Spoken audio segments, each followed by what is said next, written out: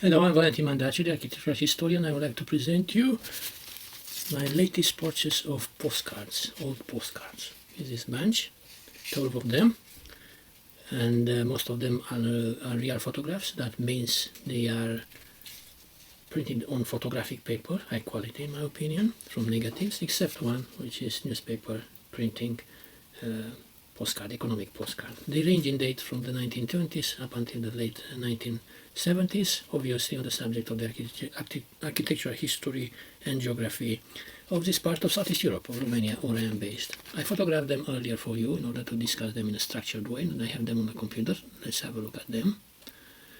And first, which I would like to introduce to you, is this one, St. Michael Cathedral in Cluj, the capital of Transylvania. It is the largest Gothic structure on the territory of Romania, a 14th century cathedral. It serves the Hungarian community, especially there, the Catholics, and it's quite an artistic composition. The image of the view of the cathedral is gleaned through the doorway opening, which is, you can see here, is in the Art Nouveau style, typical of pre-Great War Austro-Hungary, the Hungarian side of the empire. We are here, and also linked with that construct, we have in front of the cathedral, we can see the statue of King Matthias Corvinus, the most famous Hungarian king of the Renaissance. He's a son of this town, been born in an aristocratic house nearby the cathedral, the son of Janko of Hunedoara, the governor general of Hungary and Transylvania. And the statue, this assembly of statues, was put up at the beginning of the 20th century for the celebration of the millennium of the Hungarian state. They celebrated 1,000 years of existence. Little they knew that in a few years' time everything will go up in smoke in the aftermath of the Great War. And on its ashes, the successor state of Romania will take over. And ever since is that situation, except with a short interregnum in the Second World War. So, a postcard, and you can read so many things, from artistic details, historical, architectural one, to geopolitics. The next one, which I would like to present, is again from Transylvania, from Sibiu, one of the metropolises of the Saxon community, Saxon Transylvania, Hermannstadt in German, Neuss-Sieben in Hungarian. The postcard is from the 1950s. The previous one, which I shown it to you, is from the 1960s. This one is 1950s, immediately after the Second World War. And you can even feel the poverty and the economic downturn and the tense political situation from the people walking through this alley in the center of the town. What you see here is the inner fortification next to the Lutheran Cathedral, the oldest part of the town, which goes back to the 12th, 13th century. And this is a flying buttress which links with another curtains of walls. And the old walls around and houses, some of them they go back hundreds of years, 13th, 14th century. Interesting is to look at the people threading the alley. You see here men in poor clothing with those caps, a woman going in the opposite direction with that long overcoat. There are people who looked down in a way in those times immediately after the Second World War. It's an economic depression, there is a political change in Romania, the Stalinist regime is taking over the country, and also particularly for this town and the Saxon Transylvania, it was a very harsh period, the forced deportation of the Saxon population to Russia. The Soviets took forcibly the able-bodied population of the Saxons, male and women, and deported them for forced work to Russia, places like Donbass, which are now in Ukraine, or Central Asia. They stayed there a few years and came back as broken people. The ones who were left in were obviously the Romanian and Hungarian populations, and from among the Saxons, just the elderly and the children. A huge tragedy which is still reverberating in this part of Europe. Again, we can read so many things from a simple postcard. The next postcard, again, is Sibiu, 1950s again. We can see in the background a church tower, which is typical of Transylvania, but it's not an old one as we would imagine something from the Middle Ages. It's Gothic Revival tower of Johanneskirche, which was built in 1912. The architect was a Berlin architect, based architect, who initially wanted to fit the tower with onion bulb typical of Bavaria, but the locals insisted on this kind of steeple, which is typically of the Transylvania, of the Lutheran communities. On top of it is that globe which signifies the Lutheran faith. Again, it's an artistic composition because if you look here, which detail which I very much like, you can see this reflection or sun rays going through the upper screen of a Saxon gate, which is reflected on the pavement. The postcard is entitled View to the House of the Children, which is a communist era institution from confiscated properties, usually aristocratic or rich people's houses, or in this instance Lutheran church property. And they were well intended initially after the war, but slowly, especially in the national communist dictatorship period from the late 1970s and especially in the 1980s, many of them became orphanages for which Romania is still infamous. Then this postcard is the southwestern cupola corner of Curtea de Argeș Cathedral in Wallachia, on the southern slopes of the Transylvanian Alps. This is the royal tomb of the Romanian royal family. They are buried here in and around the cathedral, and the cathedral itself is a product of the 16th century of the Wallachian prince Negoe Basarab. In the time of prosperity and stability within the Ottoman Empire, from which Wallachia was an autonomous part.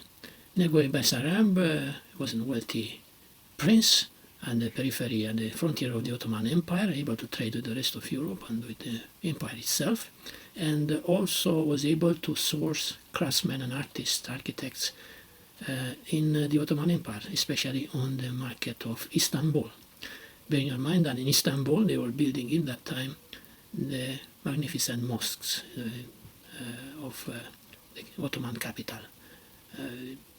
Architects like Sinan were active there and his disciples, so it was easy to find this kind of specialists, craftsmen, artists, to bring them over, especially if you bear in mind that most of them were Christians from Georgia and Armenia, because the architecture of this church is very much influenced by Georgia and Armenia, and also the Ottoman one, especially if you look at these mock-Arabs around here. The unfortunate thing is that what we see is an aggressive renovation from the late 19th century, performed by an architect, French architect called Le Condunuy, a student of Viollet-le-Duc, who basically replaced the old structure with new materials, just keeping the form, and most of the old structure was got rid of it. But nevertheless, it gives an idea about the magnificence of nearly 500 years ago. This architecture, as I said, a melange of Georgian, Armenian, Byzantine, Ottoman elements, is at the basis of the Wallachian style, which will start to emerge in the 17th century. The Wallachian style is the particular style of southern Romania, of the Principality of Wallachia, which is a synthesis between the Ottoman Baroque and the Byzantine traditions of Wallachia. The postcard is a real photograph, as I said. It's from the 1960s, of excellent detail, in my opinion. And again, an artistic composition, being so nicely photographed from this corner, from this position, southwestern corner of the church. Now I'll show you one of the hallways of Pereș Castle in Sinaia, Transylvanian Alps. This is the summer residency of the Romanian royal family, built in the late 1870s, once the railway from Bucharest to Sinaia and further up to Brașov, to Transylvania and the rest of Europe was open. The Romanian king and even the government was able to come in the summer in the Transylvanian Alps and have a much nicer time than the hot and nearly pestilential Bucharest. Was basically the summer capital of Romania of that time. This hallway is sort of mezzanine. You can see here Venetian Murano windows, all of this kind of architectural Baroque, Rococo details and the German Renaissance details. Most of them are new, produced in German historicist by German historic designers and workshops. I have another postcard which shows the same hallway, but the other end of it is this one. They are a few years apart. The first one is from the early 1960s, this one from the 1960s, because they contain the same table here in the middle, window and table, but with different objects on the table here. So they are a few years apart. The castle itself is a bit of a McMansion, out of context for the local architecture. We are here in Wallachia, an Ottoman tradition area with the Wallachian style, and styles influenced by the architecture of the Balkans and the Middle East, and this one is the architecture typical of southern Germany, or German Renaissance, Baroque and Rococo. It's a new construct of the 19th century historicist style, and I call it McMansion also not only because it's out of context, or the local context regarding the design, but also that it's a very modern device. It has central heating, it has a central system of vacuum cleaning, for example, and the main hall, the glass ceiling, retracts during the summer with electric engines, and many such modern, ultra-modern for those times, devices were provided for this castle. So I would call it a bit of McMansion. It's a museum nowadays, open to the public. Let's continue the presentation. This postcard is from the late 1920s, real photograph, and is the Coronation Cathedral in Alba Iulia, the ancient, the old capital of the Principality of Transylvania, before Cluj in the 17th, 18th century took its place. Alba Iulia traces its roots from pre-Roman times, but in the Roman times was the capital of a local Roman province. The Coronation Cathedral was put up in order to celebrate the coronation of the Romanian royal family in 1922. They were crowned during the war actually, but the festivities were able to take place only after the war, once the Transylvania came within the new Romanian state, the Greater Romania, and they had the necessary wherewithal, the money to do these celebrations, because the country was very poor after the Great War.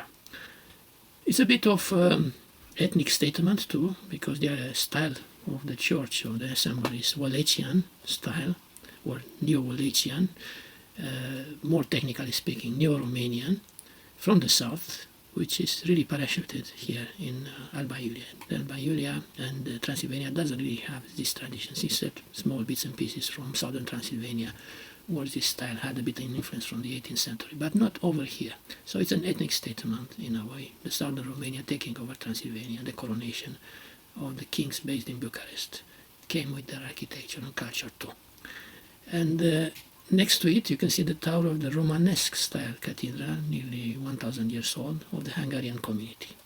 This place is the burial place for some of Hungary's national heroes like Janku of Hunedoara, and others are buried here. So pilgrimage place, apart from wonderful architecture, pilgrimage place for the Hungarian nationalists, and this one, the Coronation Cathedral, for the Romanian nationalists, next to each other, a microcosmos of the local geopolitics seen in a postcard.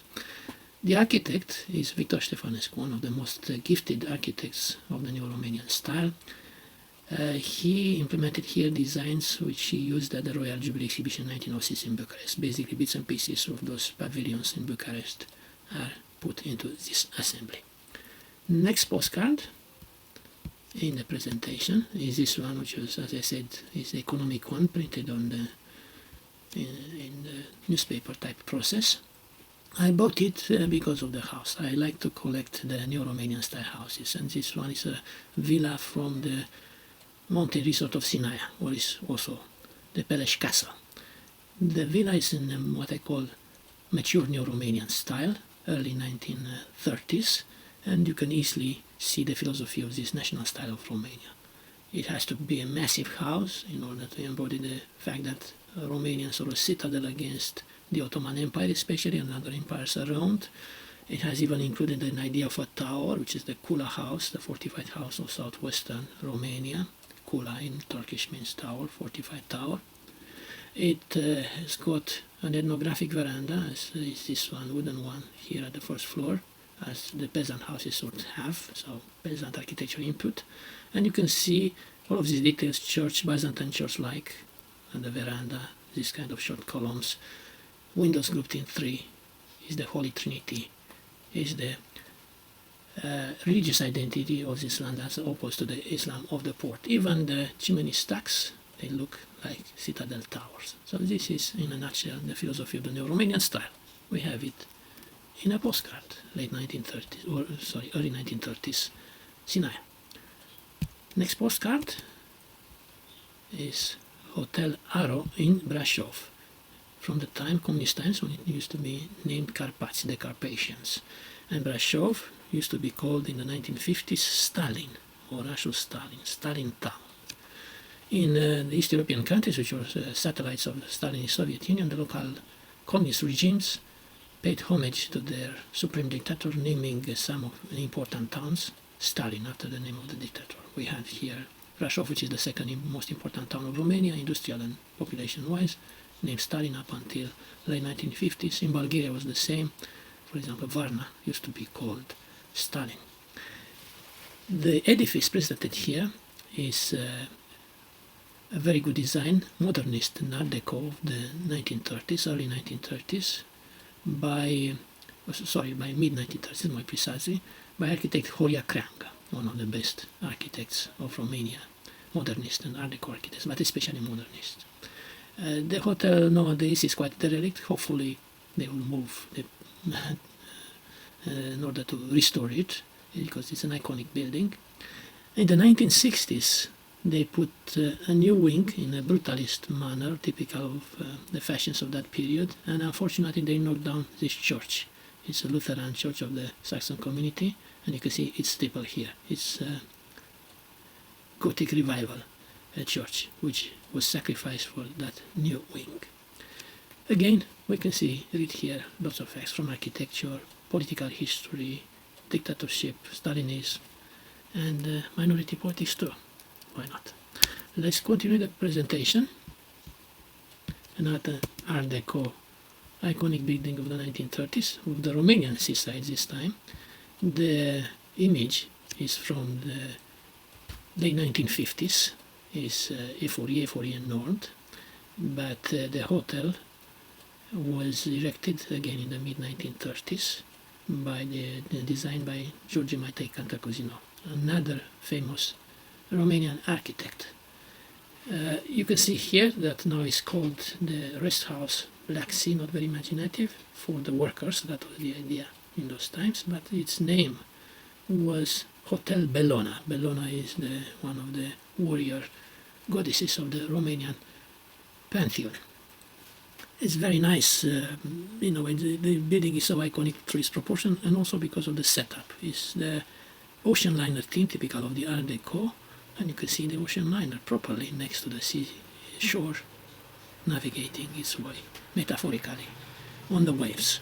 Unfortunately, the building is still around, unfortunately extremely aggressively renovated with plastic insulation, plastic frame windows, and is completely swallowed in between taller and ugly new buildings from the post-communist period.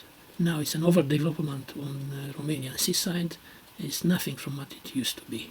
Here we have 1960s, even in the 1970s it used to be quite a nice place to go for holiday.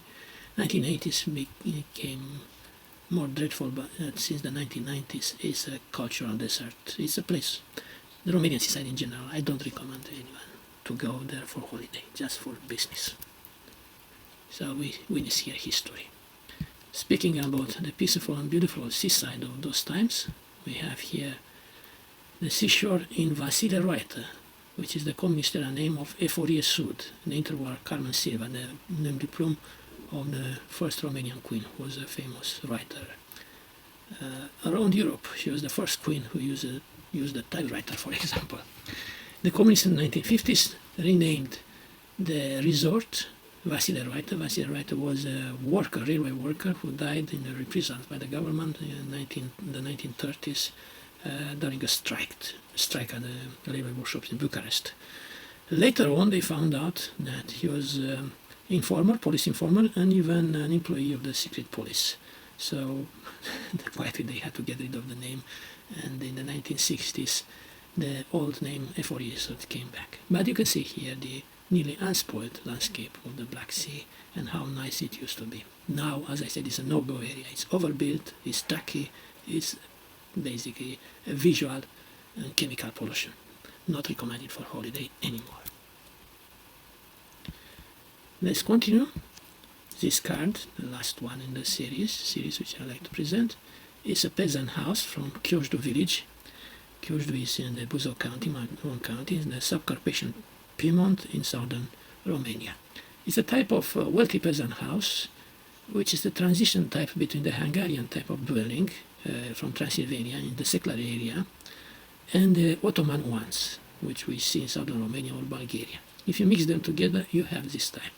What we have from the Hungarian side is this kind of the living quarters, and from the Ottoman ones is the storage area for produce and grains, a kind of primitive fridge, and a large veranda for the hot summers to be used by the peasant families. The house is now in exhibits in the Village Museum in Bucharest. It could be visited, and also is the subject of a urban legend in Romania, a famous urban legend. Many people are saying that the house features on the 10 lei banknote, the most used banknote for the Romanian currency. You can see it here. And there are many articles in newspapers, and Romanians like to boast about their knowledge, esoteric knowledge, but I can tell you that that is not true, as most urban legends are. So you can see the difference. This one is the house from Chiojdu, and this one is what they claim. They are not the same house.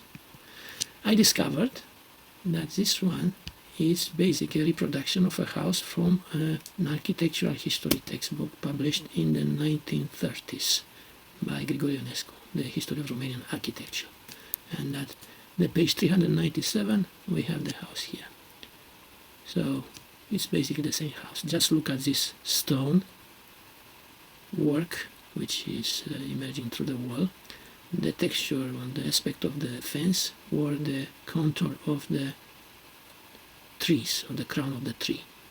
And let's have now a look at the banknote. The stones emerging here through the wall, the same here, the same fence, the same tree crown, contour of the tree crown. So that is the source. The thing is that even today people are insisting that they know that this one is either from Chiojdu or from other parts of Romania. So for example, on this website, which is a newspaper, they claim very arrogantly that this one is from the Buzău County, what I mentioned to you initially. They even try to compare it.